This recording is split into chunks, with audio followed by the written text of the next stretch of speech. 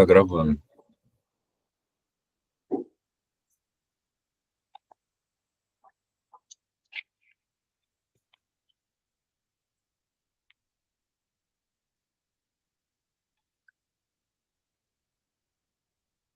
Estão me ouvindo? Tô ouvindo sim, professor. Consegue? Bom dia a todos. Vamos começar mais um Journal Club da Unicamp. Hoje nós vamos falar de trauma raquimedular, lombar. E os R2 vão apresentar 3 artigos. E podemos começar aí. Quem puder, quem for apresentar, pode compartilhar a tela.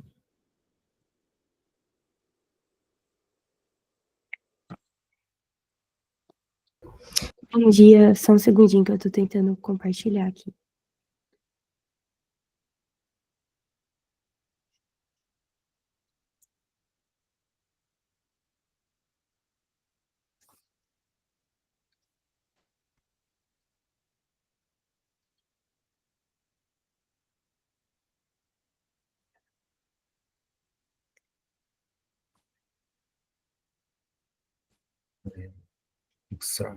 Maravilha.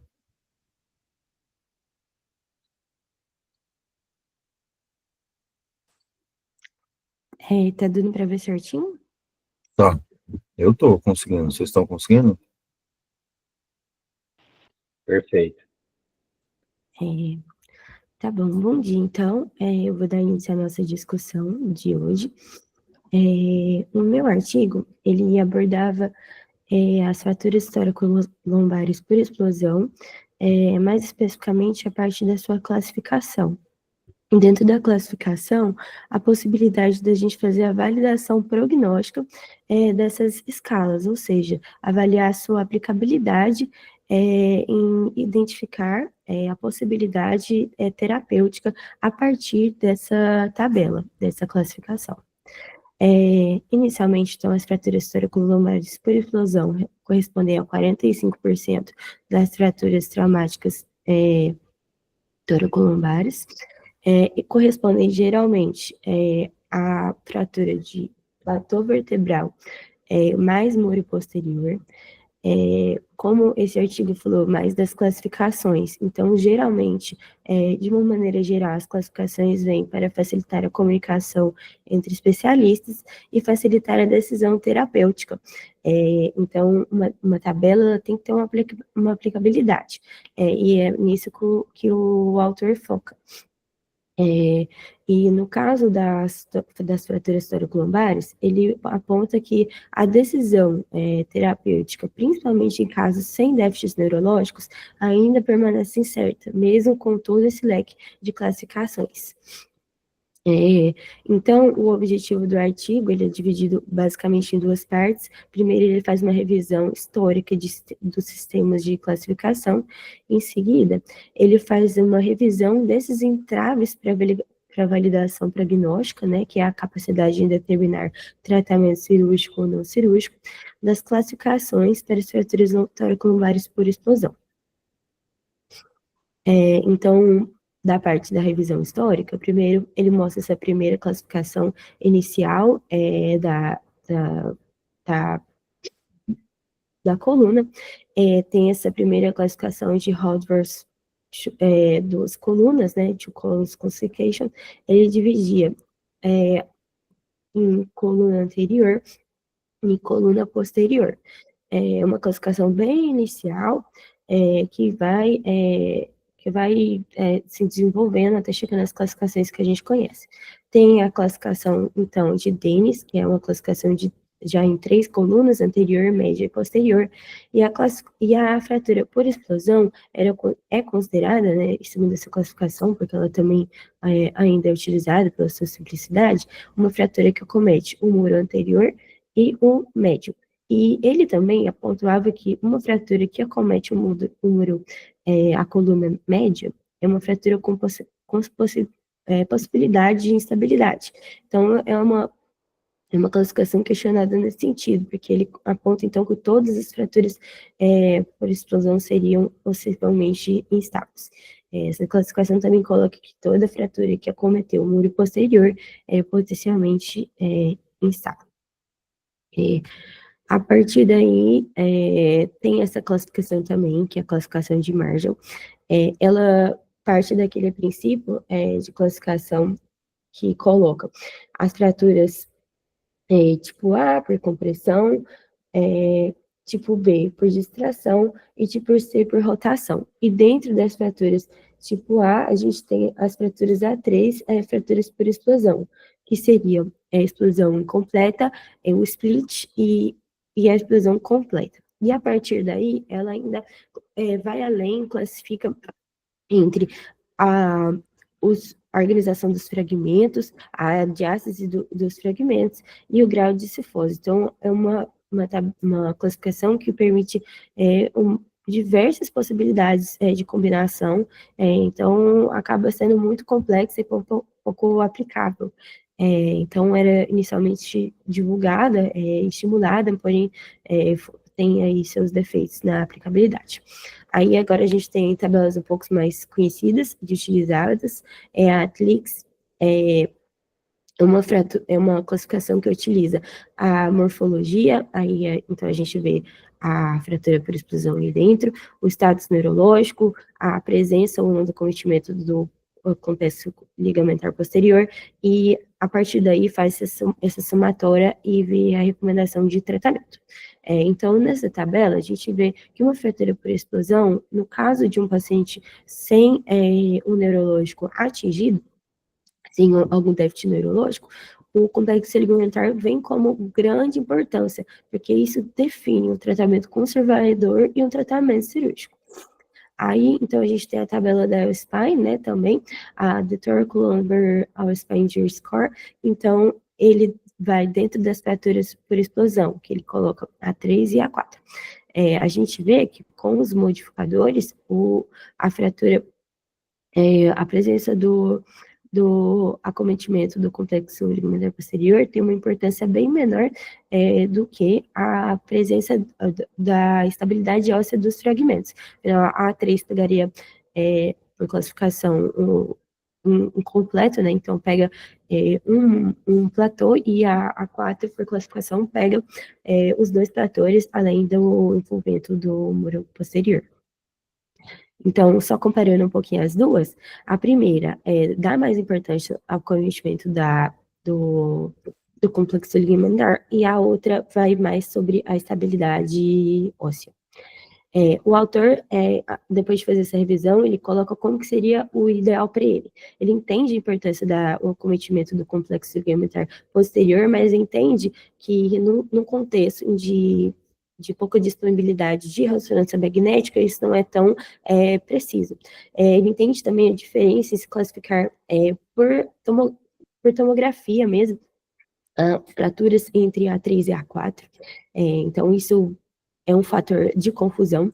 Ele ressalta a diferença entre as regiões vertebrais, tóraco-lombar é muito amplo, ele acha difícil generalizar tudo isso. Ressalta a importância de pontuar as especificidades de variáveis inerentes ao paciente, ao tratamento implicado, e também ressalta que pode ser utilizado, né, o time, o wait and see. Então, agora, aquela discussão sobre, do artigo principal, que seria por que é difícil a gente aplicar essas tabelas. Primeiro, pela dificuldade na validação do estudo. Ele ressalta que o melhor estudo para a gente ter uma validação é um ensaio clínico randomizado. E isso é muito difícil no caso de cirurgia, porque a gente tem a variabilidade do ato cirúrgico em si, tem as preferências do cirurgião, tem as dificuldades em se randomizar cirurgias, tem a dificuldade em selecionar esses pacientes, então a gente não encontra todos os tipos de fratura com a frequência que a gente quer com tanta facilidade, então a gente tem bastante dificuldade em fazer o ensaio clínico randomizado em temas cirúrgicos. Tem também a falta medidas para prognóstico de traumas de coluna. A gente não tem tantas tabelas, tantos scores assim, amplamente utilizados, tem alguns mais recentes que ele cita, mas nada tão utilizado e validado para a gente ver prognóstico. Tem essa questão da diferença em se identificar uma fratura A3 e A4, então isso é um fator confundidor nesses estudos.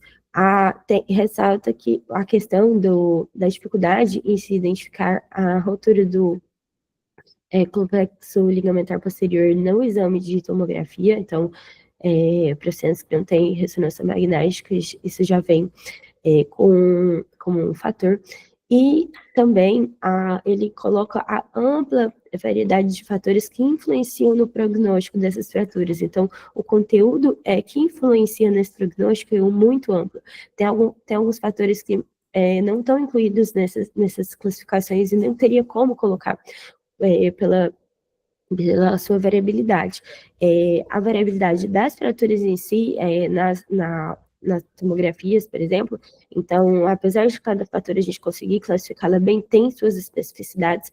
A presença ou envolvimento do disco também não é abordada nessas classificações, e os fatores relacionados aos pacientes, tipo osteoporose, a gente sabe que influencia bastante, assim, no tratamento, idade, peso, tabagismo, ocupação do paciente.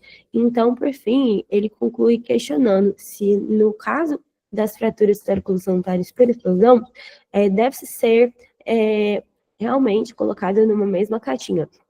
A questão dos fatores morfológicos da fratura e os fatores e fatores outros que poderiam participar da influência no prognóstico quando a gente aplica o tratamento.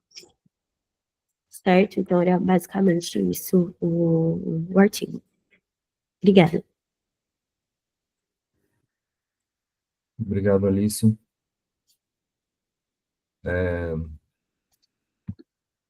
André, quer comentar aí? Na verdade, esse artigo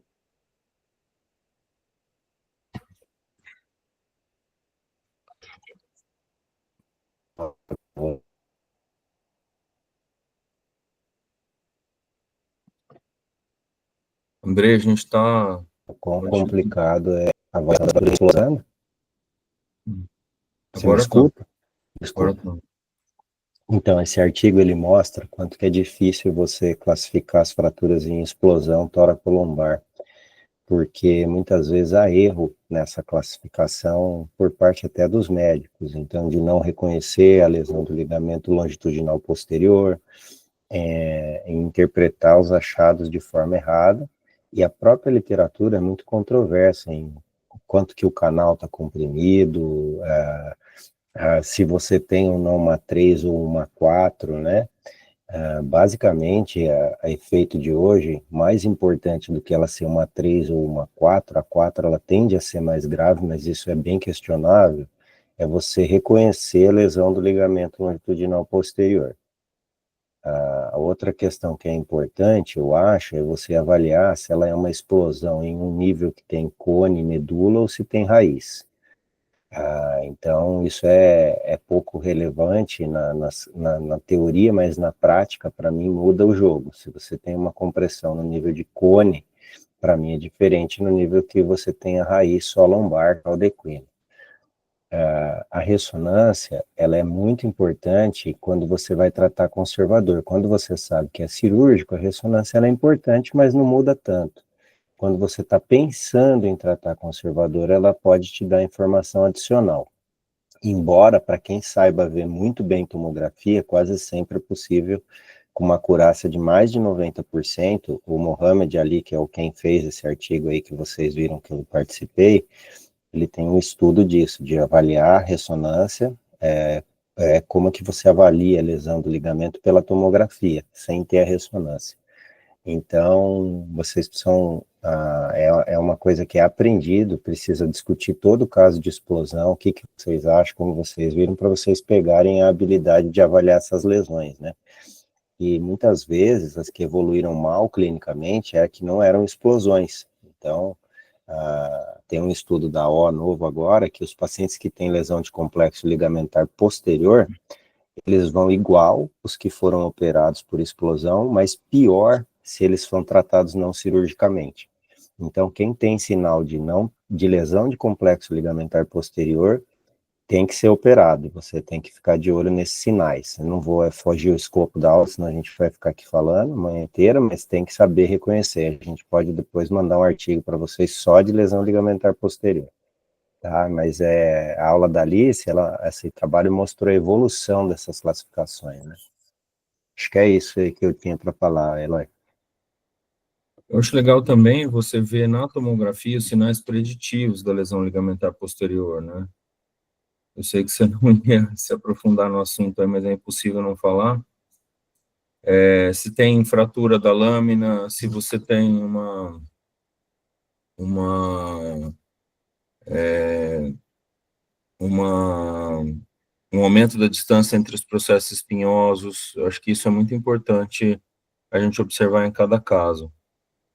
Eu, particularmente, tenho uma dificuldade, às vezes, quando eu tenho uma lesão, às vezes uma lesão pequena no complexo ligamentar posterior, você tem um pouquinho de junção da faceta, e, na verdade, você tem lesão do complexo, aí você abre no intraoperatório, você vê aquela complexo ligamentar praticamente incompetente aí.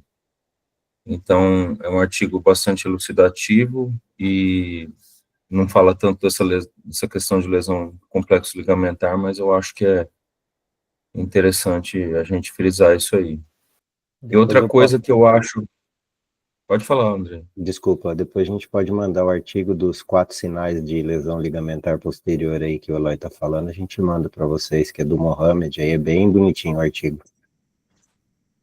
E outra coisa também é o grau de comunição do corpo vertebral, né? Às vezes a gente tem uma comunição bastante importante do corpo vertebral e a classificação da O, ela não valoriza tanto isso, né? Agora, é interessante isso que você comentou em relação a cone versus caldequina, André. Na sua prática aí, você observou alguns casos que que a fratura e explosão era na altura do cone que evoluíram de maneira diferente? Então, na verdade é o seguinte, né, a combinação do corpo e o grau de compressão do canal, eles não são critérios muito validados para indicação cirúrgica. E é seguro, de certa forma, você tratar a explosão não cirurgicamente. Porém, se o paciente tem compressão do canal em nível de medula ou de cone, eu falo que o risco de você tratar ele clinicamente, para mim, nunca compensa. Porque se você tem um risco neurológico alto, de uma fratura que é questionável a indicação, eu prefiro operar. Então, um dos critérios que eu uso é compressão do canal, mesmo que o paciente ASE ou normal ou intacto, em nível de cone e medula, para mim é cirúrgico. Eu não acho que caiba você, numa situação que o tratamento é bem...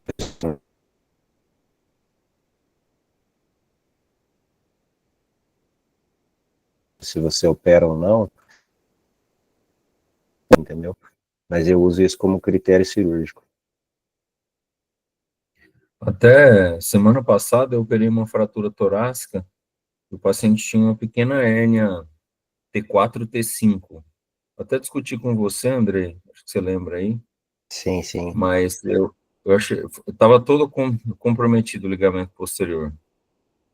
Estava só lâmina solta, entendeu? Então acho que a melhor coisa foi operar, inclusive pelo risco de piora neurológica e pelo fragmento herniado que o paciente tinha. Alguém tem alguma pergunta?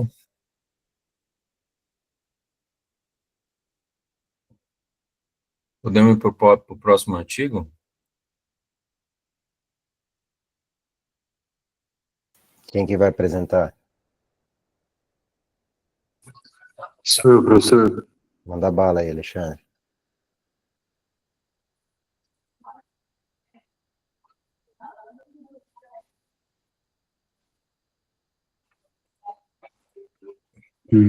Ué.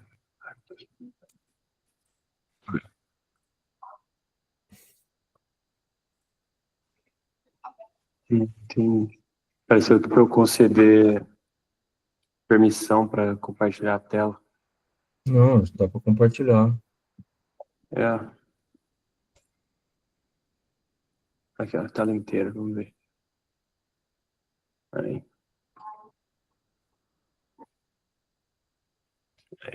Apareceu, né? Apareceu. Beleza. Então, o artigo que eu vou apresentar é esse artigo que faz uma comparação entre o tratamento cirúrgico e não cirúrgico das fraturas tipo explosão tóraco-lombares sem déficit neurológico.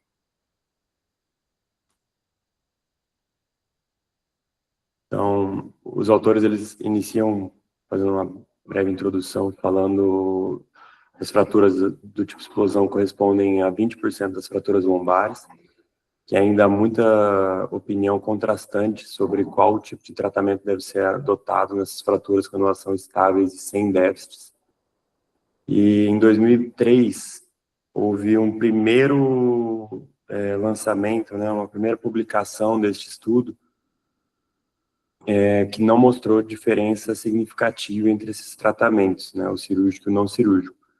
Desde então, estudos eles apontaram aí para ambos os lados com uma certa superioridade, e para o autor, em parte desse conflito se deu especialmente pelo tempo que variava do segmento dos pacientes nos estudos. E então foi uma decisão aí entre os autores de estender o segmento dos pacientes que eles já haviam acompanhado até 2003 por mais 15 ou 20 anos, né, a depender de quando eles começaram a seguir esses pacientes. Então, de materiais e métodos, de 1992 a 98, 47 pacientes aceitaram participar do estudo e foram randomizados para o tratamento não cirúrgico, que aí consistiria em uso de órtese e ou gesso por 3 meses, ou tratamento cirúrgico.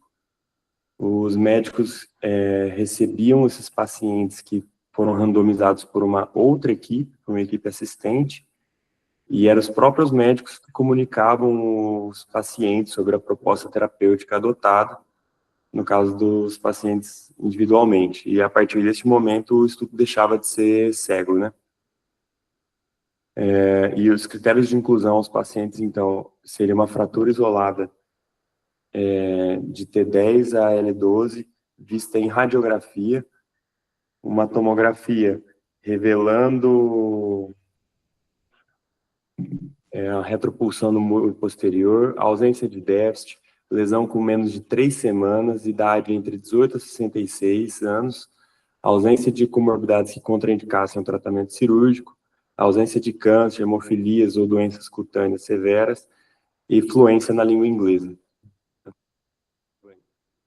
Então, essa foi a maneira como foi feita a seleção. Então, 53 pacientes foram avaliados inicialmente, mas 2 se recusaram a participar e 4, por outras razões, não puderam participar. E então, seguiu-se com 47 pacientes.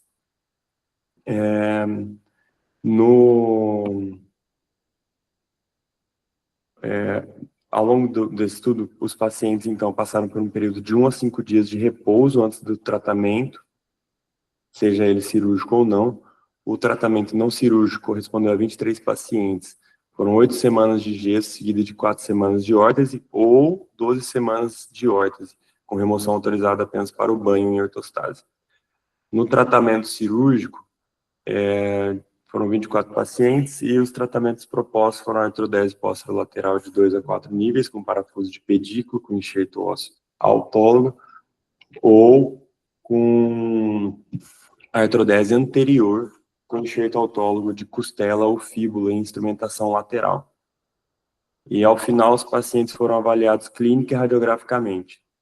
Então, cifose, redução na altura anterior da vértebra, se teve processo degenerativo adjacente, como ficou o equilíbrio sagital desses pacientes, o status de trabalho desse paciente, o uso de medicações analgésicas e outros problemas ortopédicos associados. E esses pontos foram avaliados na admissão, 2 anos depois, 4 anos depois, e aí, por fim, nessa versão mais longa de segmento, né, de 15 a 20 anos. E a dor, então, foi pela escala visual analógica, e questionários como Holland and Morris, SF36 e OSAS foram usados aí para ver a parte de funcionalidade desses pacientes. Então, dos resultados, entre janeiro de 2012 e junho de 2013, 79% dos pacientes cirúrgicos e 78% dos pacientes não cirúrgicos foram encontrados para dar sequência nesse estudo. As perdas no grupo cirúrgico foi 1 paciente faleceu e 4 não foram encontrados, e no não cirúrgico 2 faleceram e 3 não foram encontrados. O tempo médio de acompanhamento foi de 18,6 anos, e ao final do estudo, o grupo cirúrgico, então, correspondia a 6 mulheres e 13 homens, com uma média de 62 anos, e o não cirúrgico, 3 mulheres e 15 homens, com uma média de 62 anos e meio. As causas mais comuns dessas fraturas foram acidente automobilístico, correspondendo a 43%, quedas, correspondendo a 34%, aí ocupacional e trauma recreativos, né, como eu trago aqui ao lado, né, na tabela ao lado. Então, dos resultados radiográficos, a média da cifose no grupo cirúrgico foi de 10 graus a admissão e 5 graus a alta. Nos 4 anos iniciais de segmento, houve um aumento médio de 8%, totalizando 13 graus de cifose, e a longo termo, o ângulo de cifose permaneceu em 13 graus. No grupo não cirúrgico, a média foi de 11,3 graus a admissão e 9 graus a alta. Após 4 anos, aumentou para 14 graus, e a média, depois de 18,6 anos, foi de 19 graus. A redução do disco, redução de discos, osteofitose, cifose, ou combinação desses achados degenerativos, foi encontrado no primeiro nível caudal a instrumentalização em 64% dos pacientes operados, entre 16 a 22 anos de segmento. 75% desses pacientes apresentavam alterações degenerativas mais caudais. No grupo não cirúrgico, degeneração no nível imediatamente adjacente foi vista em 70%, mas degeneração na porção mais caudal já teve uma redução aí na porcentagem, que é de 55%. Em ambos os grupos, não houve alteração significativa no equilíbrio sagital. Os resultados clínicos, então, em questão da dor pela escala visual analógica, teve uma média de 4 centímetros, né, de 4 de 10 de dor para o grupo cirúrgico e 1,5 para o grupo não cirúrgico. O Holland and Morris, que é uma escala, um score, onde 0 é sem limitações e 25 é totalmente limitado, teve uma média de 7 pontos para os pacientes cirúrgicos, sem melhora ao longo dos anos, e uma média de 1 ponto para os não cirúrgicos, com melhora ao longo dos anos. Então, eu vou mostrar depois, fazendo essa comparação, né, entre os períodos de segmento. Na escala Oswestry, que varia de 0 a 20, demonstrando uma limitação leve, 21 a 40, demonstrando uma limitação moderada, teve uma média de 20 pontos para os pacientes cirúrgicos e uma média de 2 pontos para os não cirúrgicos. Não surgiram quaisquer novos déficits neurológicos, né? Não teve uma evolução com déficit neurológico em nenhum dos grupos. Então, aqui é o que eu estava dizendo, né? Na tabela de cima, a gente vê a escala na questão da dor. No paciente cirúrgico, né, ela manteve-se estável, bem como no não cirúrgico. Na questão do Holland and Morris, né, você vê que tem uma queda de 1 ponto, né, no não cirúrgico, que basicamente zera a escala. Mas o mais interessante de ver nessa escala, na verdade, é o valor de P, porque a princípio tinha-se um P não significativo, né, nessa primeira avaliação, mas fazendo-se a comparação e cruzando estatística com os desfechos depois de 20 anos, né, a gente alcança um P significativo para essas escalas, né? Então,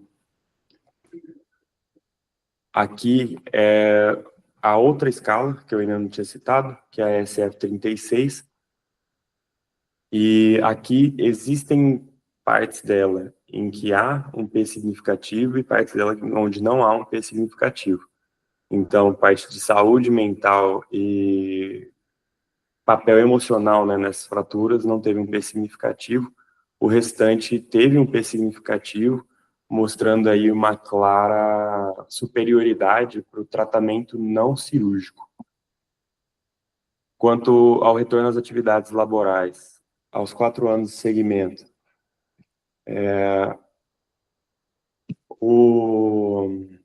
os pacientes cirúrgicos e não cirúrgicos conseguiram retornar ao trabalho, mas a longo termo, mais pacientes não cirúrgicos permaneceram empregados com a mesma função laborativa. Já de medicações, também os pacientes não cirúrgicos se viram mais livres de medicação, necessitando apenas de medicações esporádicas, enquanto 3 de 19 cirúrgicos precisaram de medicação contínua. Em relação à discussão que o autor traz, ele cita, né, que então os achados radiográficos não tiveram grande diferença, apesar da ausência de instrumentação, não teve uma alteração degenerativa significativa no nível adjacente dos pacientes não cirúrgicos. Na verdade, ele até traz uma nota que ele notou a fusão anterior dos corpos nessas fraturas de explosão, o que criava um segmento rígido, que não diferia tanto do segmento instrumentado. O grupo cirúrgico, então, acabou tendo menos relato de dor, maior funcionalidade e maior conforto. Também tiveram seu emprego garantido aí a mais longo termo, com uma menor, aliás, morbidade. O autor que traz essas limitações, então, houve perda, e ele considera aceitável, que foi de 11% e 12% nos grupos, né, cirúrgico e não cirúrgico. E ele cita, né, que é difícil interpretar essas diferenças de maneira substancial por conta do N do estudo. A conclusão, então, para os autores do tratamento não cirúrgico deve ser a preferência nestes casos, e de perspectiva aí ele cita, né, que já tem em andamento um trabalho deles com um maior número de fatores para eles avaliarem se individualmente, né, variando caso a caso, teria uma diferença expressiva no tratamento cirúrgico ou não cirúrgico.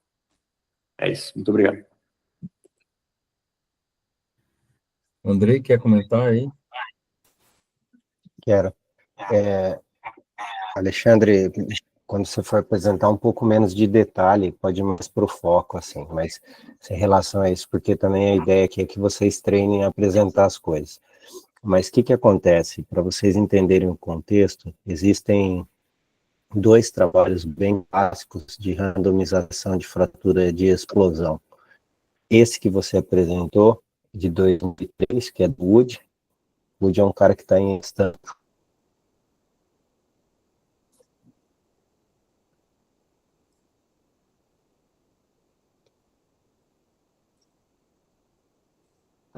Ele Andrei, mostrou que não havia diferença. Agora tá. Tá me vendo? Tem que falar perto aqui desse negócio. E o outro trabalho é do Siebenga, que é um outro cara que falou que é melhor operar. Então, qual é a crítica do trabalho do Wood? É que o follow-up era curto, que longo prazo mudaria. E vocês observam que esse trabalho, ele foi ver os pacientes que ele operou anos atrás e que não operou e viu que realmente a cirurgia não é muito melhor. A escola europeia, na Alemanha, os caras pegam fratura em explosão, faz via anterior e via posterior. Então, para vocês verem como esse tema é controverso. Esse trabalho do Wood, ele prova que é uma fratura de consolida, né, que você pode não operar. Então, hoje há uma tendência em não se operar fratura em explosão sem déficit, sem lesão de ligamento longitudinal posterior, principalmente por causa desse estudo do Wood antigo e desse novo aí. Isso porque do randomizado é a melhor evidência, em coluna a gente tem poucos estudos randomizados, então essa importância desse estudo, ele prova que é possível tratar e é seguro tratar a fratura em explosão sem déficit.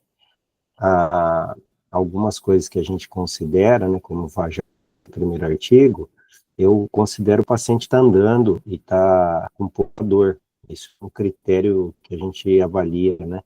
Então, você vai tratar alguém de forma cirúrgica, o paciente precisa estar andando, precisa estar escovando o dente, comendo. Você não pode dar alta para um paciente acamado, né?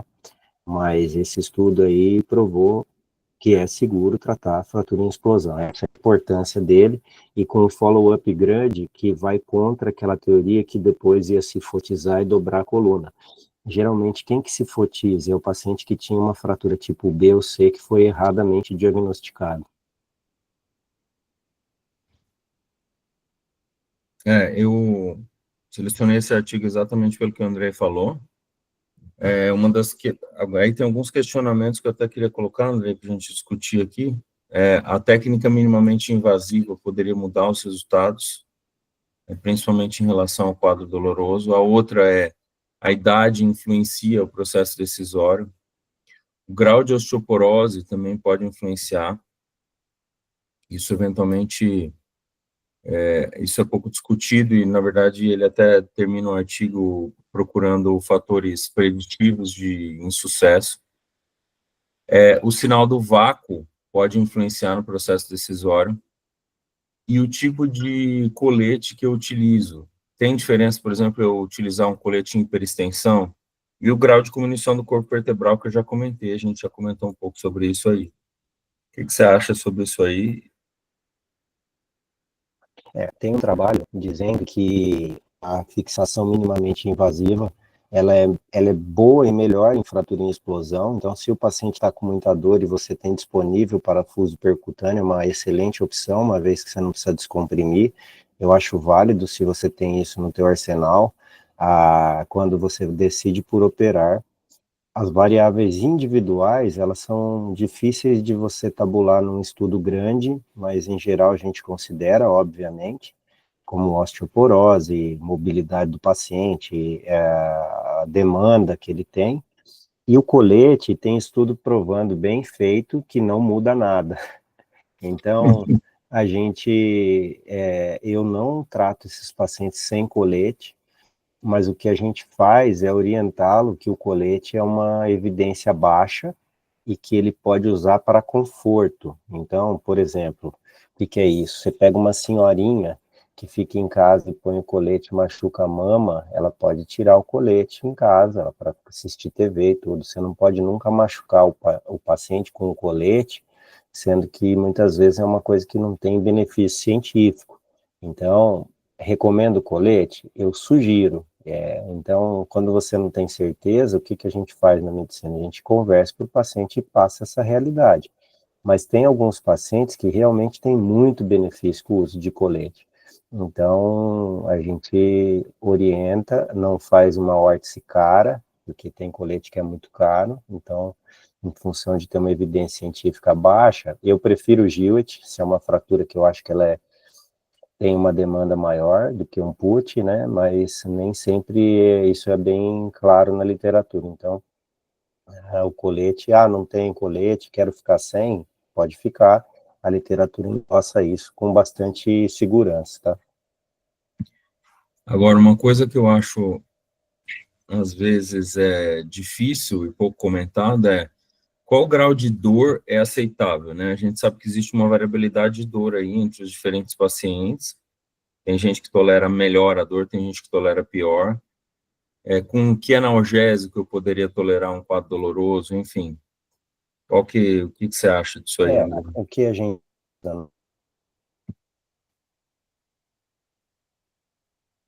na prática é uma decisão individual, é meio para doença degenerativa. É muito melhor que quanto dói. Porque tem gente que o cara é roots, né? Ele tem dor e toca a vida e não quer operar. Tem paciente que um mínimo de dor entra em desespero e não aguenta. Então, eu considero muito função. Por exemplo, eu tenho dor, mas eu escovo meu dente, eu ando, eu faço minhas coisas. Isso é diferente de tocar acamado, não consigo nem sair da cama. Então, eu brinco que o paciente tem que estar apto a sair da cama, escovar o dente, no banheiro, ter um pouco de dignidade. Se você perdeu a dignidade pela dor, ou seja, você não consegue tomar seu banho, não consegue ir no banheiro, aí é um critério que eu acho que tem que ser considerado para operar. Outra coisa é o segmento, Andrei. Quanto tempo? Eu normalmente faço um raio-x com 15 dias, um raio-x com um mês, e depois mês mensal até 3 meses aí. O que normalmente A faz? gente faz uma semana, 15 dias, depois 2 a 3 meses, mais ou menos a regra. E a gente tem feito, Eloy, nós temos até, eu acho que o Paulo e uma aluna da graduação, nós temos feito raio-x em pé em 100% dos pacientes. Por quê? Isso eu faço. O paciente que não tolera o raio-x em pé, geralmente ele vai para cirurgia. Aí a gente está vendo os dados e é interessante. Se o paciente não consegue nem ficar em pé, você vai tratar ele clinicamente.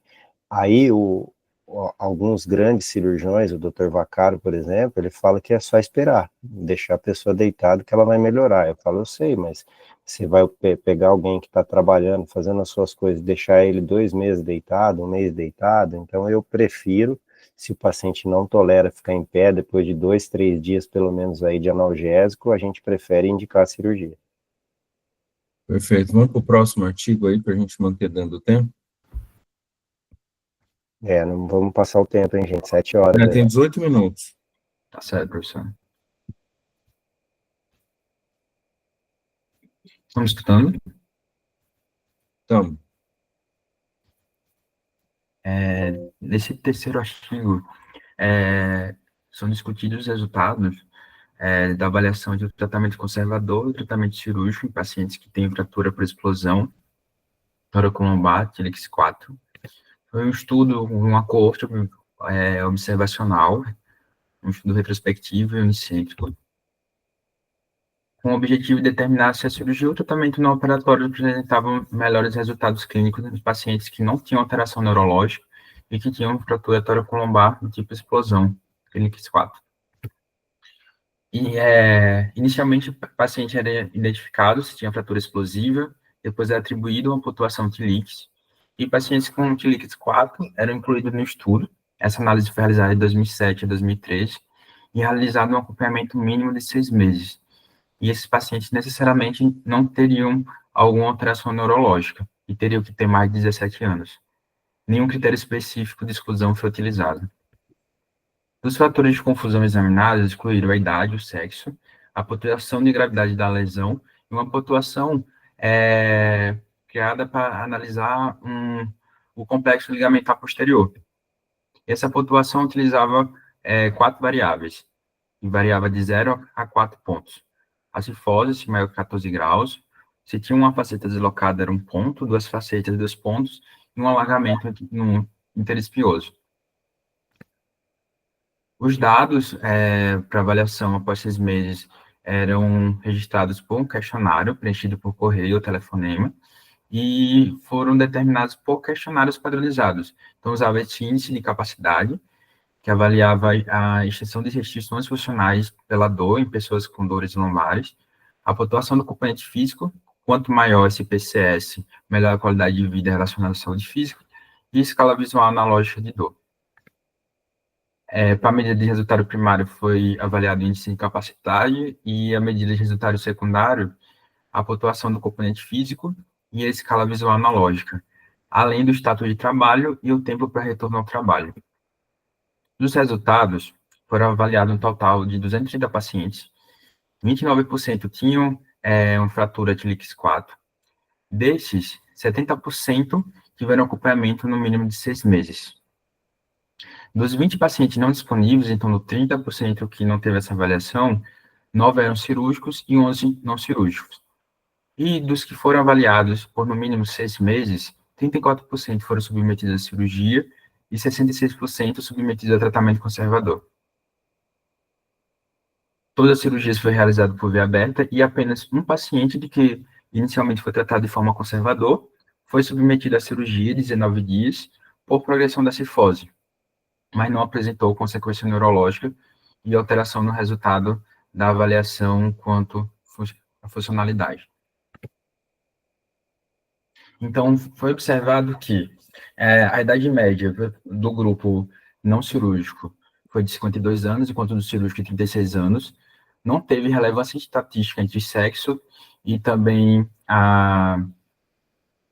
o grau de lesão.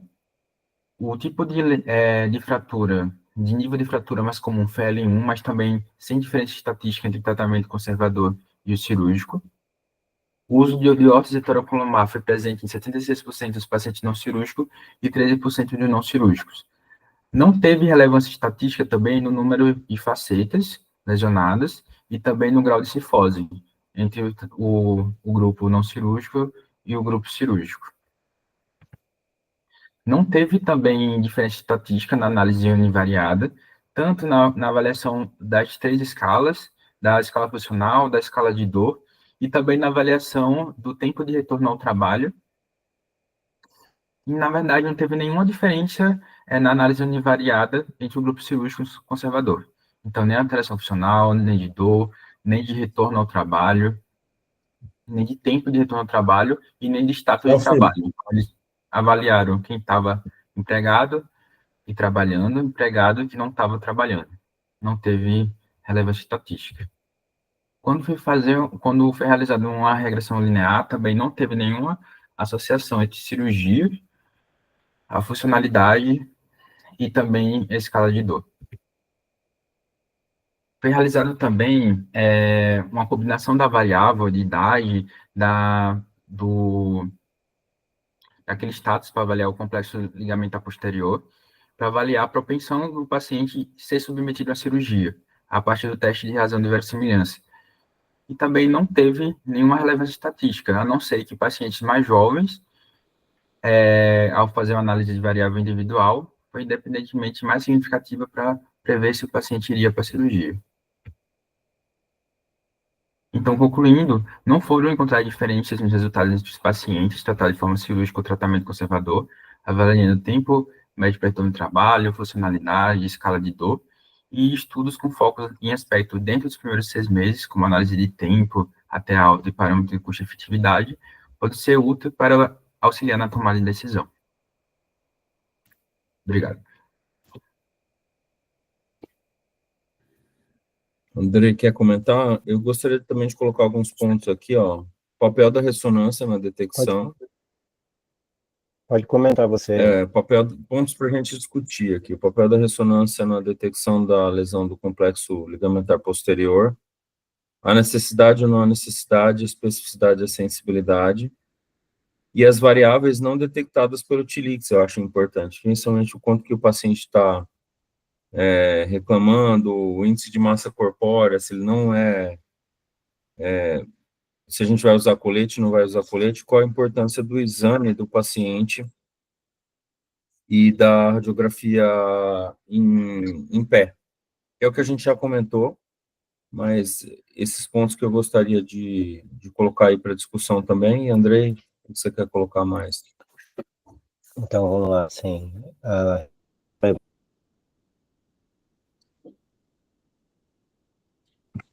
Muito importante, especialmente não sabe a tomografia ainda com muita clareza, mas já se você vê a tomografia, a ressonância não é tão importante assim.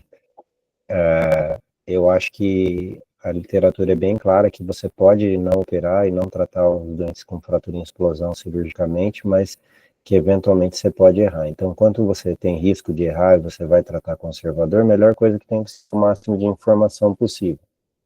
A gente tem rotina de fazer ressonância em todo mundo na Unicamp, até porque se a gente vai aprender e está querendo aprender, é melhor fazer e avaliar direito esses pacientes, e assim como o raio-x em pé. Se o paciente não tolera um raio-x em pé ou a ressonância está toda arrebentada, há uma tendência maior a se operar. A ressonância, mais importante, ela muda a classificação. Alguns estudos sugerem que se você tem uma fratura tipo A e faz ressonância, em 20% ela vira B. Então, eu recomendo, especialmente para quem está começando, fazer ressonância de rotina, embora, para a prova, a classificação AO ela é baseada em tomografia, não em ressonância.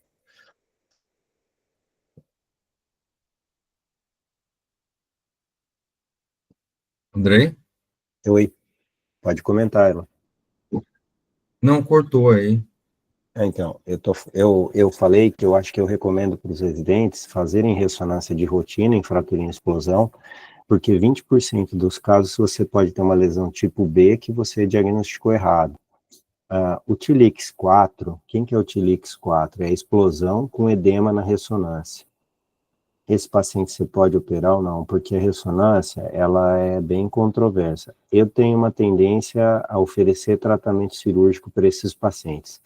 Existe também o TLX4, que é a explosão com déficit radicular, que soma 2 pontos. Então, a gente também opera se o paciente tem dor radicular, alguma coisa assim. Então, para resumir as apresentações, que eu diria, na minha opinião, é mais ou menos assim, ó. Se você tem uma fratura em explosão, você pode tratar ela conservador, é seguro. Mas, caso haja algum fator que te leve à cirurgia, seja lesão na ressonância, seja dor, seja radiculopatia, lesão neurológica, você opera. Então, o tratamento conservador ele vai ser indicado para aquele paciente que está muito bem, que tem uma fratura em explosão com pouca cominução, sem compressão do canal, embora essas variáveis, como foi mostrado no primeiro artigo, são bastante questionáveis, né? Casos selecionados, o tratamento conservador vai muito bem e é a primeira escolha. Casos que você tem dúvida ou tem chance do paciente ficar com dor ou risco ao paciente, você pode optar pela cirurgia, preferencialmente por parafuso percutâneo, que infelizmente nós não temos no SUS, né?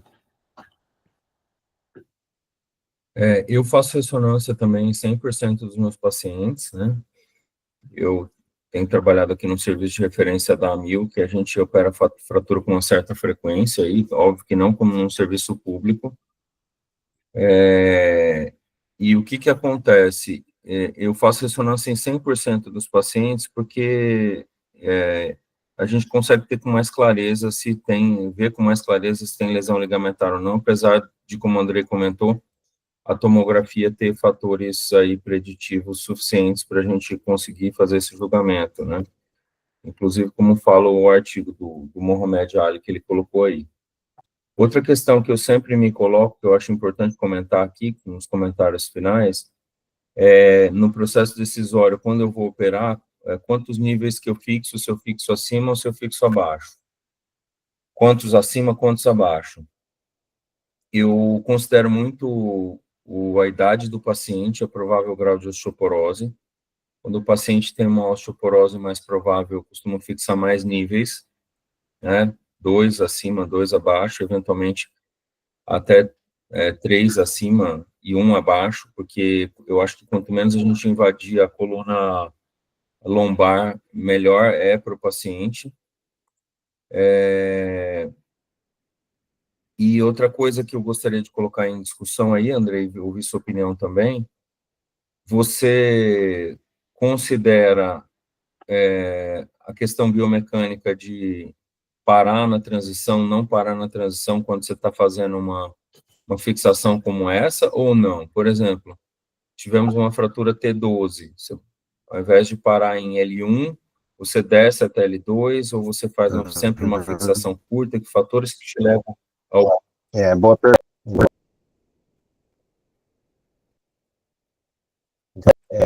Os americanos falam a good bones, quando o cara tem osso, que é a maioria das pacientes Andrei, está do cortando. serviço público jovem, até 60 anos, homem, que é o perfil, escutar, falar aqui perto. Vocês estão me ouvindo? Estou comendo o microfone aqui.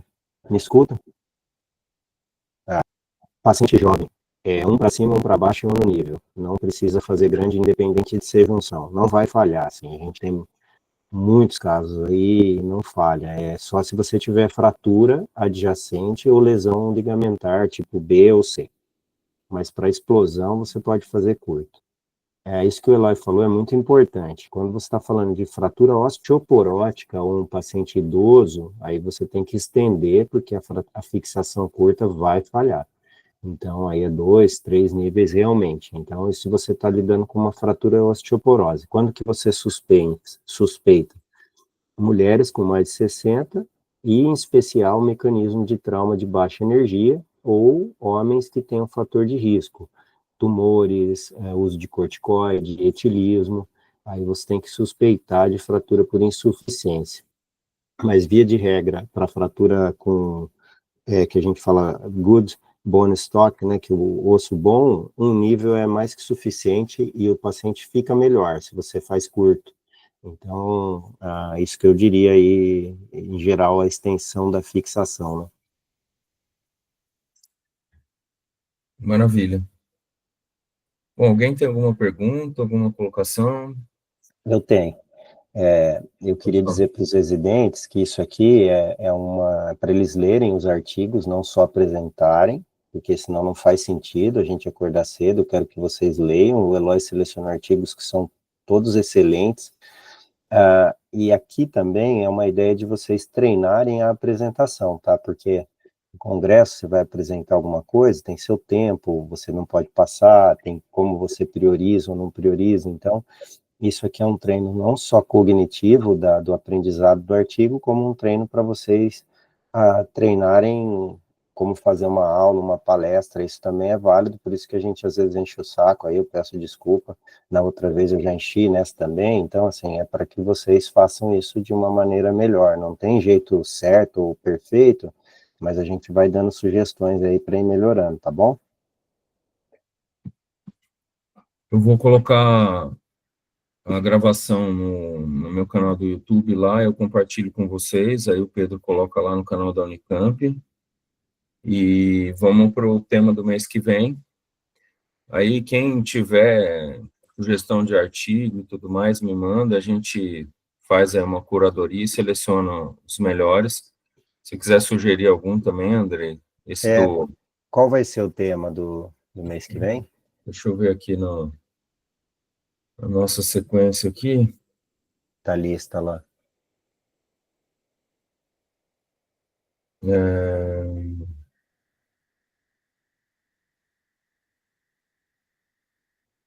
Tumores da coluna vertebral. Tá. Aí o que acontece? Eu pensei, o que vocês preferem discutir? Tumores, começar discutindo tumores primários da coluna, tumores metastáticos, tumores...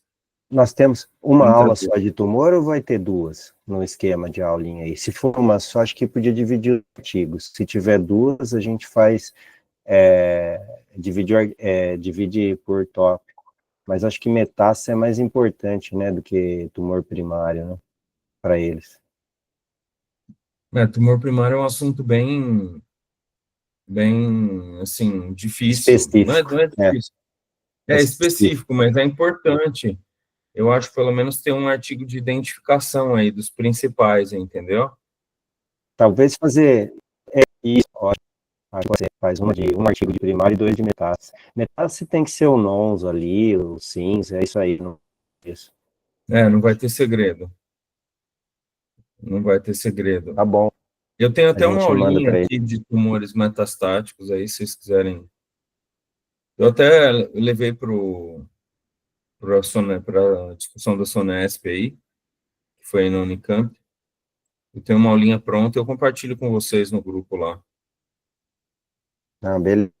Tranquilo? Então, a gente manda os primários e tumores metastáticos. Tumores primários e tumores metastáticos. Obrigado, Eloy. Obrigado a todos aí. Acho que valeu. Obrigado a vocês. Um abraço para todo mundo tchau, aí. Tchau. Tchau. Só uma coisa. Hoje à tarde, só rapidinho. Hoje à tarde eu vou dar aula de metástase para oncologia aí na Unicamp, se alguém quiser ir. É às 3 horas, acho. Mas aí me manda um zap aí, quem tiver por aí. Aí me dá um zap que eu aviso vocês, metástase na coluna aí. Pela internet? Não vai ser, era sempre pela internet, agora é ao vivo lá.